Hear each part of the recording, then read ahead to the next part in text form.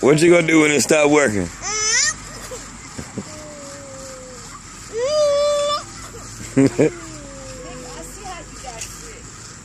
Huh? Yeah. And it's probably that cheese and that ranch on my stomach. No, I was in there. I had to come the fuck up out of there. I'm about to go out to please. Yeah, the ranch got mayonnaise. Yeah, that's probably what, because it'll spoil on your stomach. Yeah, because I had ate it like an hour before I got off work, and I came to Angie's house, and it was so hot. It was hot outside and hot in there, and that's when I started getting sick. Damn, it's so hot in there. I was trying to talk, but my damn head hurt me. Yeah. Well, he don't like the air on? Don't say you. That's good.